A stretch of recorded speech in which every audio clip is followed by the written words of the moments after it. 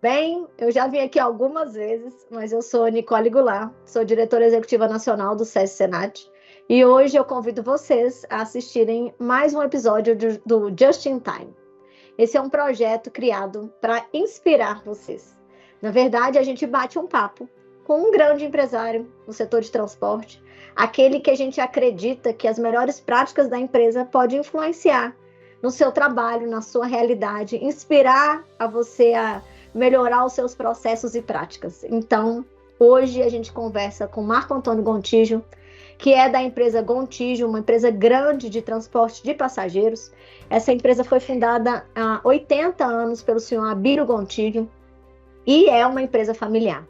Então, a gente começa falando como que essa empresa passou por várias gerações, como que o espírito inovador e empreendedor, não só do pai, mas dos filhos, fazem com que esse negócio continue. E mais do que isso, como que essa empresa se adequa às novas necessidades do mercado. ESG não é só uma sigla da moda, né? A gente sempre fala que o setor transportador sempre usou essa sigla de forma orgânica. E agora o convite que vem é a gente divulgar muito mais o que os empresários do transporte fazem, todos eles, em todas essas frentes, seja no social, na governança ou no ambiental. Então, fique aí com o nosso bate-papo com o Marco Antônio Gontijo. Espero que você se divirta e tenha bons insights depois de assistir o nosso vídeo. Obrigada!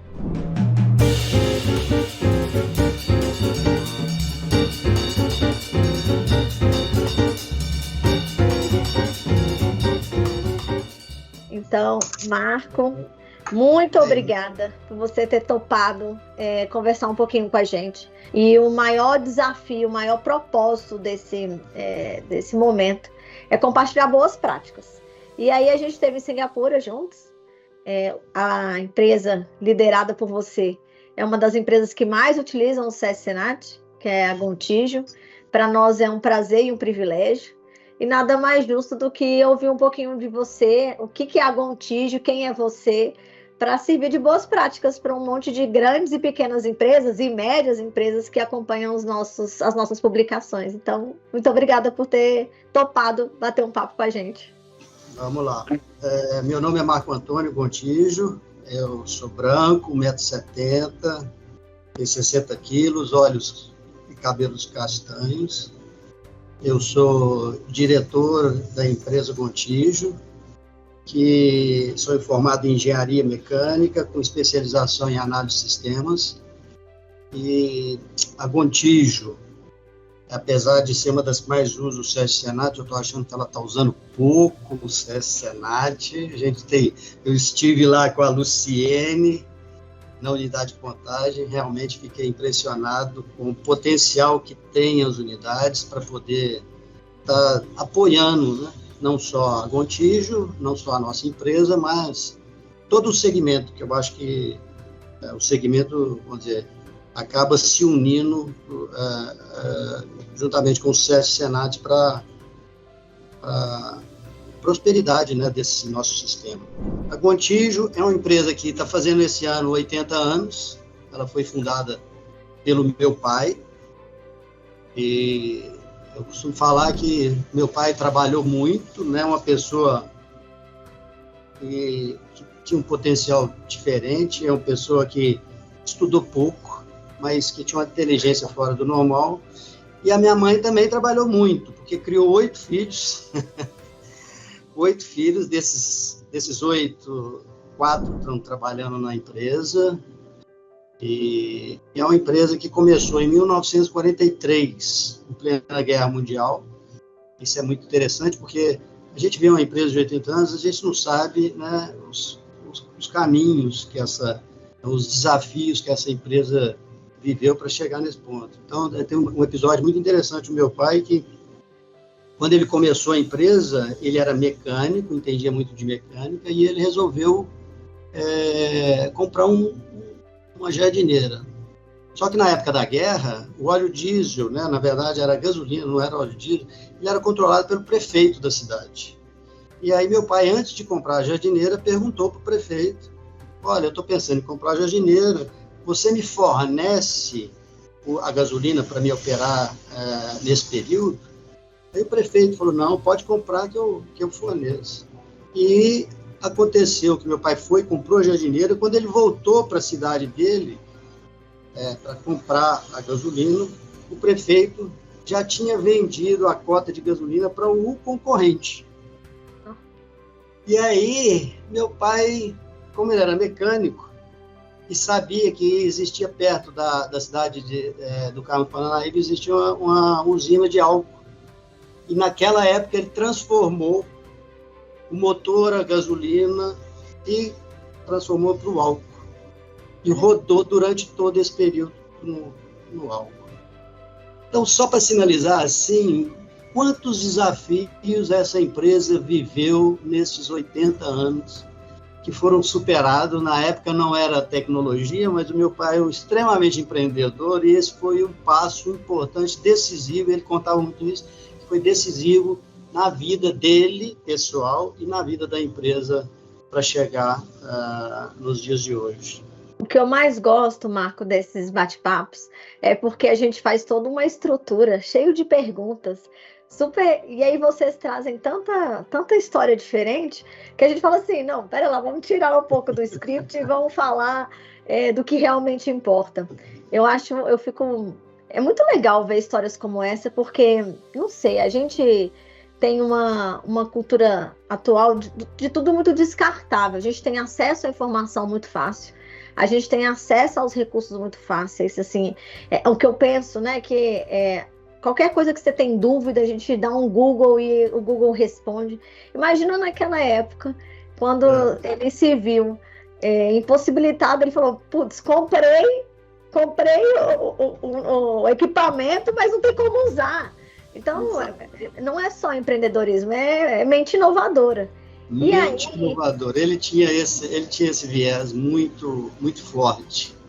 E a gente acha que inovar, talvez, é criar uma coisa muito disruptiva, preciso fazer uma coisa moonshot, preciso fazer algo... E, às vezes, o que eu falo aqui no SESI Senat, e tenho ouvido de muitos empresários, é que inovação é uma melhoria no seu processo. Na verdade, ela atende uma necessidade, precisa resolver um problema. A gente não inova porque a gente quer, mas é porque a gente precisa, né?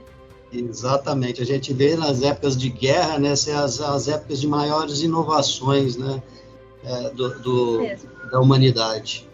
E aí, quando você fala assim, de uma empresa de 80 anos, a CNT tem uma pesquisa que fala que mais de 80% das empresas de transporte de passageiros no Brasil são familiares. Vocês já estão na terceira geração. A Fernanda esteve conosco lá em Israel, viajou conosco para uma missão internacional, que é sua filha.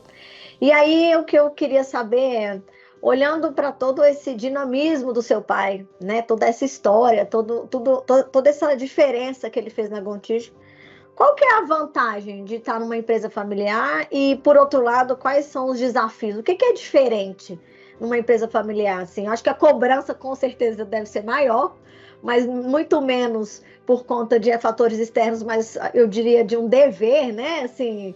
O seu Abílio, imagina, construiu tudo isso, acho que tem toda uma cobrança muito grande. Mas além disso... Não, realmente existe, né? Muita pressão, né? Quando meu pai morreu, muitos amigos falaram, nossa, agora vocês têm um legado, vocês têm isso, então a gente se cobra muito. Mas eu acho que a minha visão de empresa familiar, né? Nós temos uma empresa com a família trabalhando nela, nós temos uma grande vantagem em relação a qualquer outra empresa, né, de capital aberto.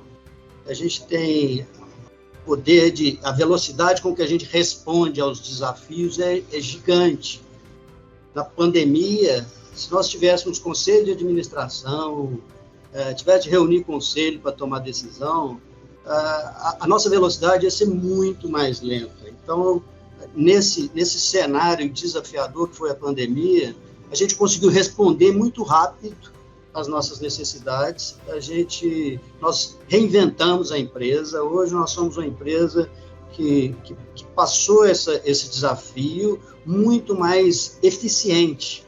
A gente transporta mais com menos quilômetros rodados, ou seja, a ocupação dos nossos veículos aumentaram. A gente conseguiu fazer um aproveitamento não só dos veículos, mas a inovação tecnológica que nós implementamos, que talvez estava previsto para acontecer em 2, 3, 4 anos, ela foi implementada numa velocidade impressionante. Então, assim, esse é a grande vantagem da empresa familiar, né?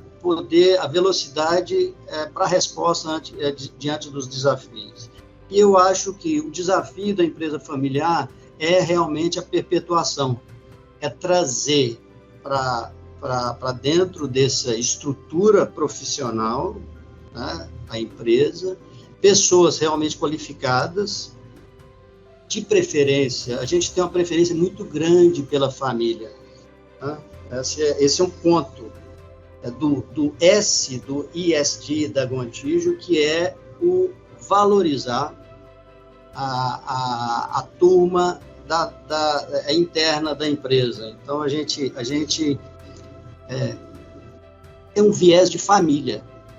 Eu tento trazer todo o nosso time para se sentir parte, para se sentir pertencente a um grupo familiar.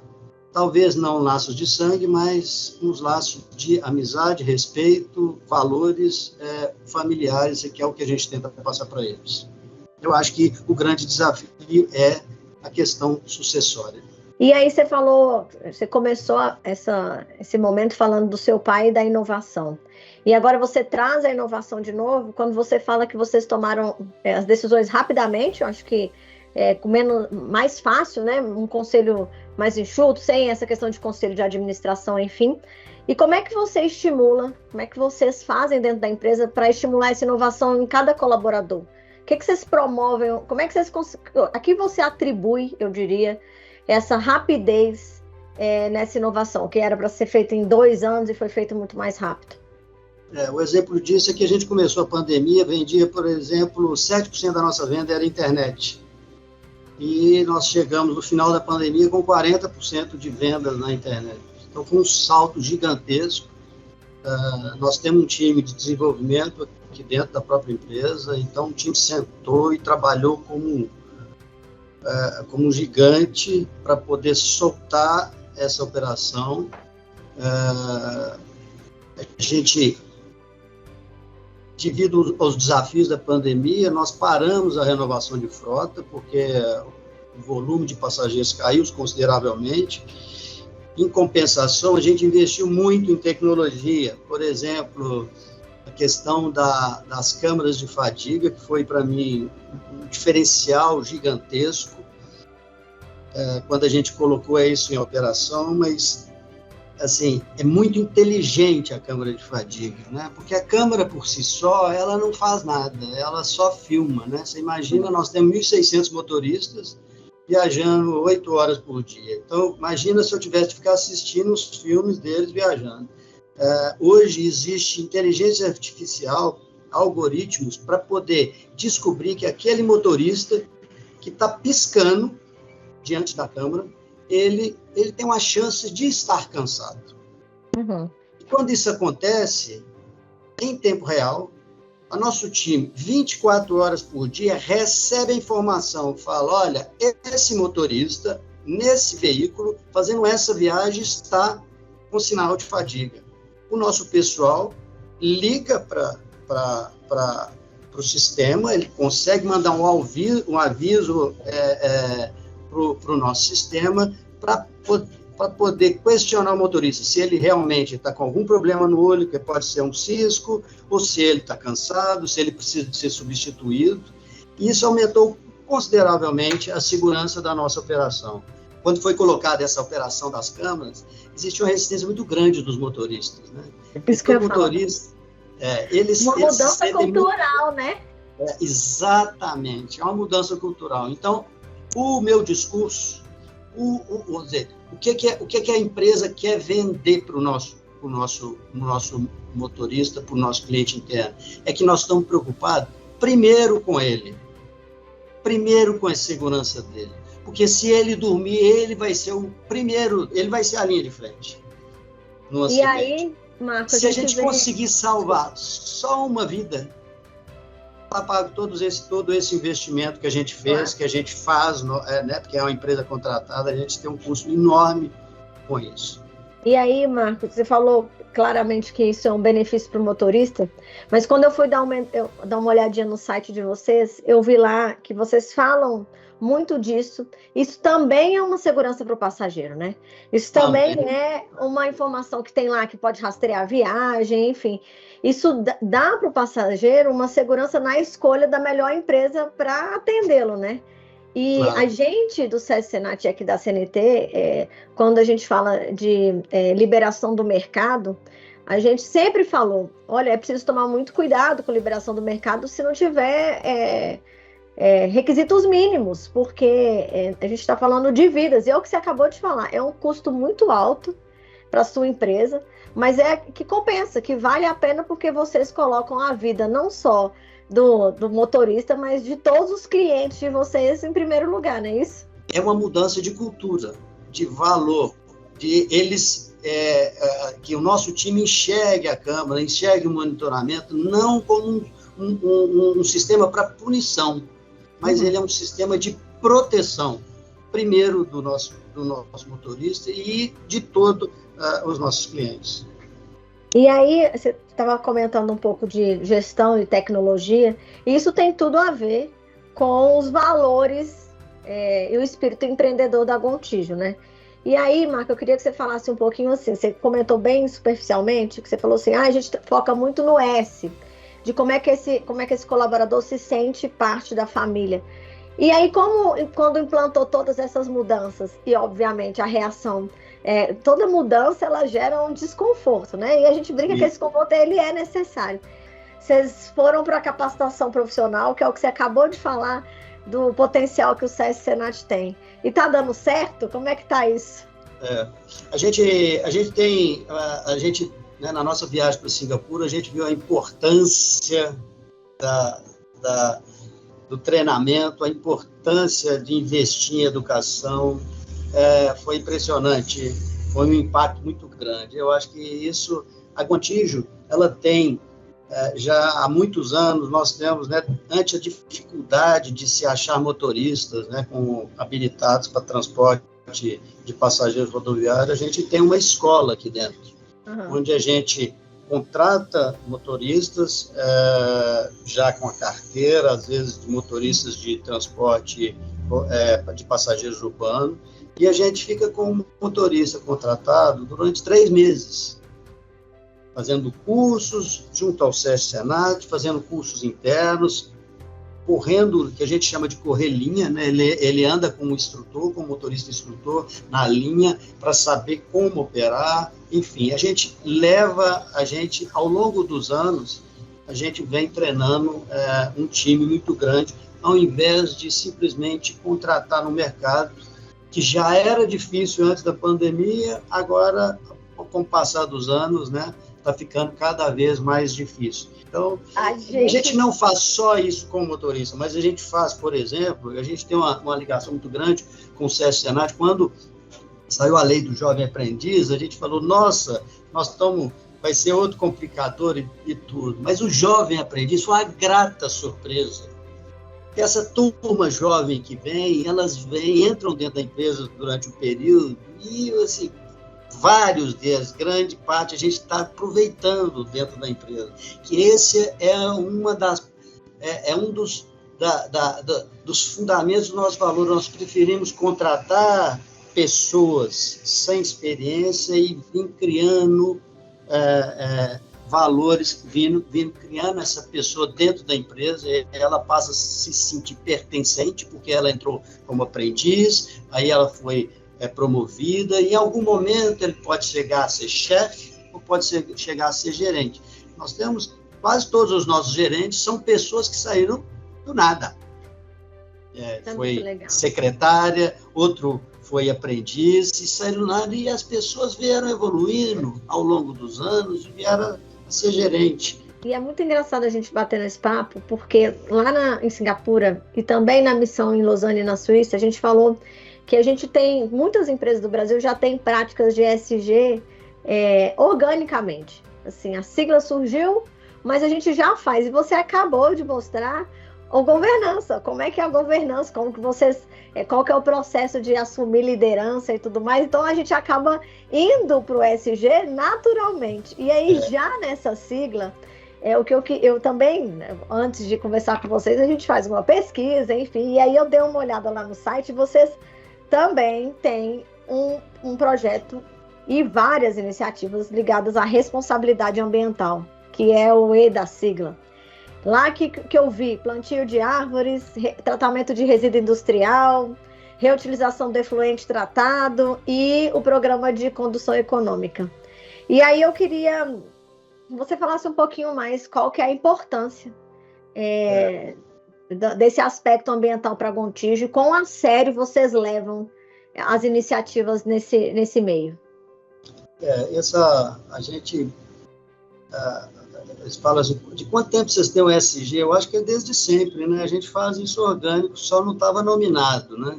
É isso. Há mais de 30 anos a gente vem trabalhando essa questão ambiental, com essa preocupação. Um exemplo muito emblemático para mim é a nossa matriz, a nossa garagem central. Ela foi construída em 1980, sem um pensamento, sem uma preocupação ambiental.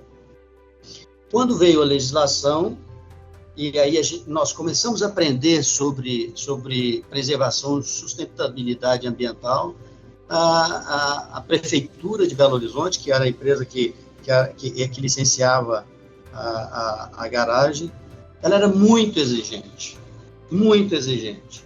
E a gente acabou aprendendo muito com eles. E nós levamos 10 anos para conseguir o licenciamento ambiental. E aí foi desenvolvido todo um programa. Nós temos uma área de preservação permanente, nós temos uma cachoeira dentro da nossa garagem, e ela tem uma área de preservação permanente, onde foi plantada árvores, tudo sob orientação da Secretaria Municipal de Meio Ambiente, e a gente acabou aprendendo com eles. Então, nós fizemos reutilização da água, tratava a água toda da oficina, a gente fazia um tratamento, essa água, ela não era potável, mas eu podia retornar ela para o nosso sistema de lavagem. Nós aprendemos a utilizar a água de chuva. Agora, com essas novas tecnologias, nós estamos usando energia solar, nós estamos comprando energia de usina fotovoltaica. E fora, já a preocupação de muitos anos, a questão da eficiência energética dos veículos. Né?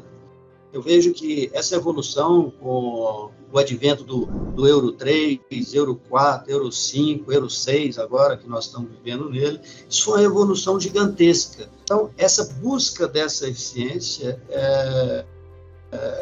a gente, né, no caso energético, ela é ao longo do tempo, de toda a vida da empresa, mas a questão ambiental, a gente aprendeu nos últimos 30 anos, né, com a vinda da legislação ambiental, e assim a gente tem desenvolvido projetos ambientais em todas as nossas garagens, em todas as nossas unidades. Isso é muito engraçado, a gente foi agora, CNT e o SESI Senat. O SESI Senat tem um projeto em parceria com a CNT, que é o Despoluir, que vocês usam bastante, inclusive, que afere, né, a quantidade de emissão de poluentes e certifica a empresa como boa prática. E aí todo mundo fala isso, e eu digo que as pessoas falam sem saber. E a gente viu lá em Singapura com os dados que o setor de transporte ele é mal visto, sendo que quando a gente fala de transporte coletivo, quando a gente está falando do nosso setor, quando a gente fala de caminhão e de ônibus, é muito menos do que veículo automotor e moto, então nem se compara. E aí lá na COP, a gente teve agora em Dubai, porque o nosso maior desafio é começar a mudar a imagem do setor transportador para o mundo. Acaba que as pessoas não conhecem o nosso setor, e por isso que eu fiz questão de você reforçar todas as práticas que você faz, para mostrar para todo mundo que assiste a gente, não só do nosso modal, não só do nosso setor, de que o setor transportador está preocupado, que os nossos veículos tecnologicamente já estão melhores, e que a gente tem investido cada vez mais em capacitação profissional. Então, as atitudes da empresa hoje têm objetivos claros, né, de redução de emissão, enfim, de reaproveitamento de água. Então, isso é muito legal, dar conhecimento para as pessoas que nos assistem. Eu te falei na nossa reunião que assim, nós fazemos um trabalho gigantesco, mas a gente não sabe divulgar isso. É isso. A gente faz um trabalho enorme, investe muito de dinheiro e não sabe como divulgar isso, não dá conhecimento ao nosso público, aos nossos clientes, ao nosso entorno. As pessoas não sabem. Eu acho que isso eu acredito que o SESC Senat pode ajudar a gente de alguma forma mostrar isso ao público em geral, o trabalho que a gente tem feito. E aí, falando em divulgação, já indo aí para uma outra sigla, o aspecto social, eu também acho que vocês têm uma excelente boa prática, que é inclusão de pessoas com deficiência, que Sim. É um desafio no nosso setor. Então, a gente precisa encarar isso com muita seriedade, porque é desafiador no nosso setor. A gente tem limitações de incorporar essas pessoas, né, nos nossos maiores cargos, eu diria, não maiores de salário, mas maior volume, né? Nosso maior Sim. volume de profissionais são motoristas. E, além disso, a excelência que vocês prestam para idosos e baixa renda. Então, como é que é a Gontijo no aspecto social? Pois é. Social, a gente já falou um pouco do social, com o Jovem Aprendiz, que eu acho que isso é um programa bacana, que a gente tem tirado muito bons frutos. E na questão de PCDs, idoso, e a Gontijo hoje transporta por mês mais ou menos 20 mil PCDs e idosos de forma gratuita, né? A gente vê muitos competidores no mercado se vendendo como inovadores, mas que não tem esse viés, essa preocupação com os PCDs e com os idosos. Além disso, nós temos a inclusão de PCDs no nosso quadro, né? Até no nosso site existe um destaque especial para PCDs virem trabalhar conosco.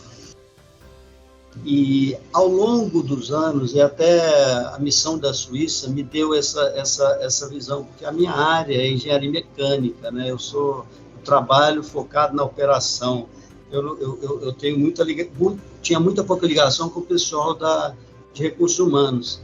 E aconteceu na missão da Suíça, eu liguei para eles, eu quero saber quantas mulheres nós temos no quadro da empresa, eu quero me dar informação, o que a gente precisa fazer, quais são, né, os desafios. E aí existe dentro da cultura da empresa, né, essa questão da mulher motorista, né, que não contratava, e falei assim, nós precisamos mudar essa cultura, nós precisamos mudar essa ideia de que a mulher pode sim ser motorista, né? Talvez a empresa, ao longo dos anos, ela foi construída, né? Você imagina, 90 garagens. Eu tenho alojamento para homens, eu não tenho alojamento para mulheres. Então, essa é uma preocupação. Eu tenho na minha oficina, eu tenho banheiros para homens, eu não tenho banheiros para mulheres. Então, todas as obras, a partir de agora, elas são feitas já pensando na possibilidade, na necessidade da gente receber um PCD, receber uma mulher, para poder conseguir aumentar no nosso quadro permitir essa inclusão, tanto feminina quanto dos PCDs. Então, a gente tenta mudar uma cultura de 80 anos. Não precisa ir muito longe, Marco. Assim, como é que é aqui no SESC Senat? 60% dos cargos de liderança sempre foram de mulheres. Só que no conselho, o SESC Senat, os membros que fazem parte do conselho são presidentes de entidades sindicais ou associações. E assim, lembrando de cabeça, nós estamos falando de duas recém-presidentes, uma da Associação das Companhias Aéreas, Brasileiras das Companhias Aéreas, que é a Jurema, e a Marcela da ABOL, que é dos operadores logísticos. De cabeça, de pronto, eu sei dessas duas. Só que quando eu entrei no SESI Senat, primeiro que eu era super jovem, né? Já nem sou tão jovem mais daquele jeito. Sendo jovem. Não, e eu tinha 28 anos. E eu fiz a minha primeira reunião para 60 homens. Assim, para aprovar a conta, um orçamento de, naquela época, 800 milhões de reais. Na hora que eu cheguei, eu falei, gente, eu preciso urgente botar mais mulheres nesse lugar aqui. E aí o pessoal falou assim, ai, como é que é liderar esse tanto de gente? E esse tanto de gente no conselho. Eu falei, olha, eu nunca tive problema, e realmente nunca tive. Por conta assim, a gente tem uma cultura no nosso setor muito masculina, mas muito respeitosa, eu diria. Então, assim, mesmo sendo desafiador mudar uma empresa de 80 anos para poder ter mais inclusão, eu não tenho a menor dúvida de que isso é feito com muito respeito. E aí, a gente... você falou várias vezes das missões, e eu queria só fazer um parênteses para o pessoal entender o que é isso. O SESI Senat, ele promove missões internacionais para levar empresários como o Marco, de grandes empresas do Brasil, para conhecer melhores práticas e estudar fora do país por uma semana em algum lugar, em alguma escola de negócios, que a gente entende relevante o tema. E aí o Marco falou da Suíça, que foi o foco eminentemente em ESG, né? A gente só falou de ESG. E aí, Marco, lá na Suíça, e aí todo mundo fala assim, nossa, a gente vai lá estudar e volta com o quê? O que eu recebi de feedback de gente fazendo a mesma coisa que você, assim, 80% da turma não tinha a informação. Eu não tinha. Eu cheguei no SESI Senat e falei assim, tá, ok que a gente tem 60% de mulheres, porque isso está no sistema, mas quantos negros, quantos pardos, quantos PCDs a gente tem, porque é uma questão de cota? Perguntei, quantos gays a gente tem? E isso tudo a gente não tinha. E eu não sei se você se lembra que uma das professoras comentou da importância de uma coisa muito básica, que é o censo. E aí a gente acabou de concluir o nosso censo para a gente passar a parar de fazer as coisas de forma empírica e fazer estruturada, sabe? Que é um desafio danado para empresas que têm, que são do nosso setor. Eu acho que isso é normal, né? Empresa familiar de longa data como a nossa é mais desafiador, mas estamos atentos, né? Vamos mudar, a gente sabe que o mundo está mudando e a gente estamos atentos, já estamos tomando as nossas medidas aqui, nós estamos trabalhando já organicamente nesse sentido. Eu acho que vai ser muito, muito positivo, vai ser um grato trabalho de ver acontecer. O que você, além do que você já comentou, do processo de crescimento na empresa de carreira, da estruturação do processo decisório de vocês, de como que a família se estrutura nessa... Já está na terceira geração, né, Marcos? Sua filha já está aí, tem outros sobrinhos, imagino, né? Como é que você... O que você viu lá em Singapura que se aplica para a gente? Se aplica aí para a Gontijo, voltado agora na parte de governança. Teve algum highlight? Você acha que tem algum destaque? Eu acho que o destaque mais impressionante que me deixou, né, que marcou Singapura, foi a questão do programa, deles estarem se programando para os próximos 20, 30, 40 anos. Isso foi um negócio que me marcou muito. E a questão também da educação, né? Nós estávamos lá com o responsável pelo trânsito, pela logística de trânsito da cidade, Singapura, e ele era formado em Harvard, tinha um monte de PhD, então era uma pessoa preparadíssima. E eu acho que isso foi me marcou muito. E acho que, podemos trazer essa visão, né, para dentro do nosso negócio. Mas governança, meio ambiente, eu acho que tem que ter a ver tudo com o social, né? Tudo que a gente está fazendo, essa é a grande preocupação, o social, né? Sustentabilidade de meio ambiente, ela tem que ser em prol do social. Eu costumo falar que que a nossa empresa, essa é parte da minha oração todos os dias, para dar sabedoria para nós, dirigentes, e para nosso time. para criar uma empresa próspera, uma empresa sustentável, em termos de meio ambiente, em termos de finanças, em termos de social, porque só assim eu acho que a empresa vai perpetuar os próximos 80 anos. Eu não tenho dúvidas, e aí já encaminhando para o final, você comentou uma coisa de qualificação profissional da pessoa de tráfego, né? A gente se preocupa muito com isso. O SESI Senat sempre trabalhou muito usando, obviamente, um linguajar mais simples, chão de fábrica. A gente sempre trabalhou com motorista, com mecânico, com auxiliar administrativo e tudo mais. E aí a gente tinha um currículo muito básico, que era o CONTRAN exige tais coisas, e a gente começou a migrar para uma coisa mais tecnológica, mais de inovação. Quando a gente formou uma boa grade, a gente viu que o chefe dessa equipe não aceitava as mudanças que esse pessoal promovia. E a gente também percebeu que com a lei da aprendizagem, a necessidade de trazer aprendiz, esses aprendizes entravam botando terror e tacando fogo no parquinho, porque eles chegam cheios de ideias. E a gente viu que o gestor não estava, assim, cara, precisava, ou ele se mantinha ou ele era engolido. E foi quando surgiu a parceria com o ITL para dar os cursos de gestão empresarial. Então, de finanças, gestão empresarial para o negócio, gestão de marca, que é uma coisa que a gente acaba achando que é só o marketing que cuida da nossa marca, e na verdade é todo mundo que cuida da nossa marca. Todo mundo. E aí, quando você me fala disso, assim, o cara viajou a Harvard, a gente tem parceria com... Quando a gente fez o workshop sobre empresas familiares, a gente trouxe o John Davis, que é professor de Harvard, um papa de negócios familiares, e a gente viu, Marco, quanto que a parte de gestão ainda é carente dessas novas informações, tipo assim, como que tá todo mundo. A gente viu isso lá também, não só em Singapura como em Lausanne, a dificuldade intergeracional que as empresas têm. E aí, isso não estava no script, então se você não quiser responder, tá tudo bem.